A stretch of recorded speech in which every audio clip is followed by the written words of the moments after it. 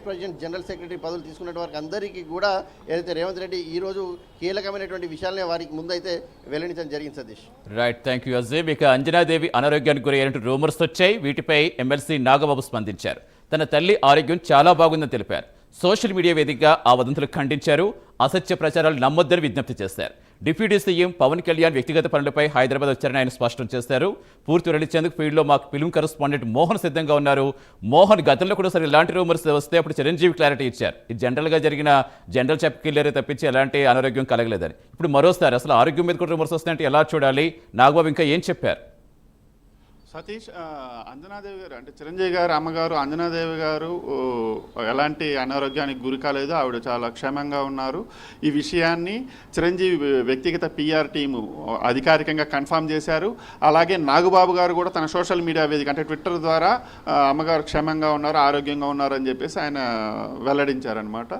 అసలు ఈ వార్త ఈరోజు ఉదయం అసలు ఎక్కడి నుంచి పుట్టింది, ఎలా పుట్టింది అనేది కరెక్ట్గా తెలియలేదు. కానీ అంజనాదేవి గారికి అనారోగ్యంగా ఒక చిన్న రూమర్ అయితే క్రియేట్ చేసేసారు.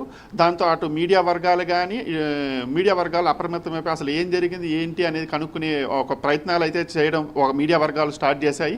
మరోవైపు మెగా అభిమానుల్లో తెలియని ఒక చిన్న కంగారు మొదలైంది. అంటే చిరంజీవి గారు, నాగబాబు, పవన్ కళ్యాణ్ అంటే వీళ్ళ అమ్మగారు అనేటువంటి అంజనాదేవి గారికి అసలు ఏం జరిగింది ఏంటి, అసలు ఉన్నట్టుండి ఏమైంది అనేటువంటి ఒక చిన్న కంగారు అయితే మెగా అభిమానుల్లో మొదలైంది. అయితే చిరంజీవి గారికి కానీ ఇటు నాగబాబు గారికి, పవన్ కళ్యాణ్ గారి సన్నిహిత వర్గాలు ఎవరైతే ఉన్నారో వాళ్ళని మీడియా వర్గాలు కాంటాక్ట్ చేసినప్పుడు అయితే వాళ్ళు చాలా క్లారిటీగా చెప్పేశారు. అసలు అంజనాదేవి గారికి ఎలాంటి అనారోగ్యం లేదు, ఆవిడ ఆరోగ్యంగా ఉన్నారు, చక్కగా ఉన్నారు అని చెప్పేశారు. అంటే ఒక వయసు రీత్యా కొన్ని అంటే మెడికల్ అంటే ఆరోగ్య సమస్యలు ఉంటాయి కదా, మామూలుగా హెల్త్ చెకప్స్కి వెళ్తూ వస్తుంటారు. అలాంటి వాటిని బేస్ చేసుకుని కొందరు కావాలనేసి సోషల్ మీడియాలో క్రియేట్ చేసినటువంటి రూమర్స్ కారణంగానే ఇలాంటి ఒక న్యూస్ అంటే తప్పుడు వార్త అనేది వైరల్ అయ్యింది. దానివల్ల ఒక తెలియనటువంటి ఒక చిన్న అలజడి లాంటిది ఒక రేగింది మీడియాలో అని చెప్పేసి ఒక న్యూస్ అవుతుంది. అంటే ఈ వార్తలో ఒక చిన్న అంటే ఒక రకమైనటువంటి ఇది క్రియేట్ చేయడానికి ఒక కారణం అంటే ఒక అటెన్షన్ రావడానికి కారణం ఏంటి అంటే ఈరోజు పవన్ కళ్యాణ్ గారు మీడియా అంటే రాజకీయ సమావేశాలు ఉన్నారు. ఆయన అక్కడ నుంచి బయలుదేరి హైదరాబాద్ వచ్చారనమాట. ఎప్పుడైతే ఆయనకు సంబంధించినటువంటి ఆ వీడియో అంటే అమరావతి నుంచి బయలుదేరినటువంటి ఆ వీడియో అంతా కూడా సోషల్ మీడియాలో వైరల్ అయింది.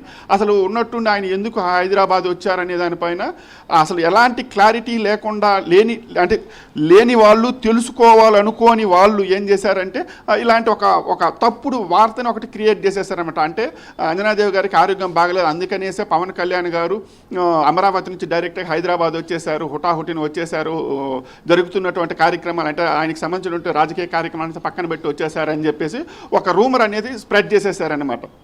అయితే విశ్వసనీయ అంటే పవన్ కళ్యాణ్ సన్నిహిత వర్గాల సమాచారం ప్రకారము ఆయన అమరావతి నుంచి హైదరాబాద్ రావడానికి అంటే డిప్యూటీ సీఎం గారు అమరావతి నుంచి హైదరాబాద్ రావడానికి ఆయన వ్యక్తిగత కారణాలతోనే హైదరాబాద్కు చేరుకున్నారు అని చెప్పారు. మరోవైపు చిరంజీవి గారు కూడా షామీర్పేటలో ఆయన 157వ సినిమాకి సంబంధించినటువంటి చిత్రీకరణలో ఫుల్ బిజీగా ఉన్నారు. ఆయన కూడా వచ్చేసారు అంటే షూటింగ్ ఆపేసి వచ్చేసారని చెప్పేసి ఇంకొక న్యూస్ క్రియేట్ అయిందన్నమాట. కానీ చిరంజీవి పిఆర్ టీం, వ్యక్తిగత పిఆర్ టీం దీని వార్తలను పూర్తిగా ఖండించింది. అలాంటిది ఏమీ లేదు, చిరంజీవి గారు షూటింగ్లోనే ఉన్నారు. అసలు ఇలాంటి న్యూస్లు ఎవరు క్రియేట్ చేస్తున్నారు, ఎందుకు క్రియేట్ చేస్తున్నారు అనే దానిపైన ఒక ఇంత అసహనాన్ని వ్యక్తం చేశారన్నమాట. చిరంజీవి అంటే మెగా క్యాంప్ నుంచి వచ్చినటువంటి ఒక రకమైనటువంటి అసహనం అనమాట. ఎందుకంటే చిరంజీవి గారికి కానీ, నాగబాబు గారికి కానీ, పవన్ కళ్యాణ్ గారికి కానీ మీడియాలో అంటే మంచి రిలేషన్స్ ఉన్నాయి. ఇలాంటి ఒక వార్తని మనం స్ప్రెడ్ చేయాలనుకున్నప్పుడు లేదా ఒక వార్తని క్రియేట్ చేయాలనుకున్నప్పుడు అది చాలా తప్పు. ఒకవేళ నిజంగా ఉంది లేదు అని తెలుసుకోవాలంటే వాళ్ళని డైరెక్ట్గా కూడా కాంటాక్ట్ అవుతుంది. అంటే వాళ్ళ సన్నిహితుల్ని కాంటాక్ట్ అయితే ఖచ్చితమైన ఒక సమాచారం అయితే తెలుసుకునే అవకాశం ఉంటుంది. కానీ అలాంటిది ఏమీ తెలుసుకోకుండా కేవలం సోషల్ మీడియాలో కొందరు కావాలనేసే అది వ్యూస్ కోసం కావచ్చు, తమ రాసినటువంటి వార్త ఒక పాపులారిటీ సంపాదించుకోవాలనేసి ఒక ఉద్దేశంతో కావచ్చు, అది దేనికైనా కావచ్చు, ఇలాంటి ఒక వార్తను అనేది క్రియేట్ చేస్తారు. గతంలో కూడా ఇలాంటి వార్తలు అనేది వైరల్ అయ్యాయి. కానీ అట్లాంటి వార్తలను అప్పుడు చిరంజీవి గారు దీనిపైన చాలా సీరియస్ అయ్యారు. ఇలాంటి వార్తలు అసలు ఎవరు క్రియేట్ చేస్తున్నారని చెప్పేసి ఆయన తన అసహనాన్ని ప్రకటించారు ఇంతకుముందే. అసలు ఒక వర్గం అనేది సినీ ఇండస్ట్రీలో ఒక వర్గం అనేది ఇట్లాంటి వార్తలను స్ప్రెడ్ చేయడానికి ఒకటి ఉంది అని చెప్పేసి చాలా రోజులుగా అయితే ఒక వార్త ఒకటైతే నడుస్తుంది. అంటే సినీ సెలబ్రిటీలకు సంబంధించి వాళ్ళు బాగున్నప్పటికి కూడా వీళ్ళకి ఆరోగ్యం బాగోలేదు, అనారోగ్యానికి గురయ్యారని చెప్పేసి ఒక రకమైన వార్తల్ని క్రియేట్ చేసేసి దాన్ని ఏం చేస్తారంటే వాళ్ళకి సంబంధించినటువంటి సోషల్ మీడియా ప్లాట్ఫామ్స్లో దాన్ని పోస్ట్ చేసేసి దాన్ని వైరల్ చేస్తారనమాట.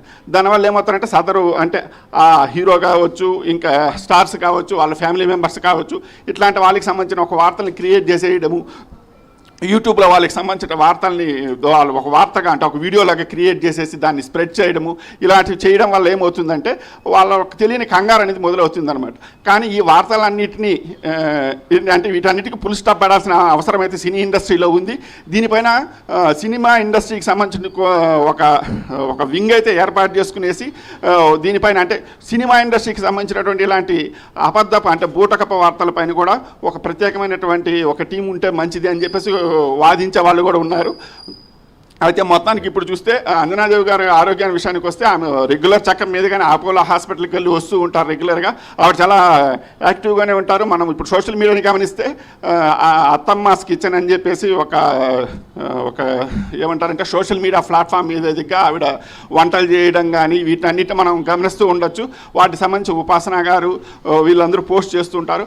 అలా అంత యాక్టివ్గా ఉండేటువంటి ఒక మార్తుమూర్తిమైన ఇలాంటి ఒక వార్తని ఎలా క్రియేట్ చేశారు, అసలు ఎందుకు క్రియేట్ చేశారు, అసలు ఎవరు క్రియేట్ చేశారు అనేది ఎవరికి అందుబట్టని విషయంగా ఉంది. దీనిపైన అంటే మీడియా వర్గాలు అయితే కాస్త సీరియస్గానే ఉన్నాయి. అసలు ఎవరు క్రియేట్ చేస్తారు, ఎందుకు క్రియేట్ చేస్తారు, ఎలా కనుక్కోవాలి అనే దానిపైన ఇప్పుడైతే కొందరైతే దీన్ని ప్రత్యేకంగా దృష్టి పెట్టి ఆలోచిస్తున్నారు. Satish. Right, thank you Mohan.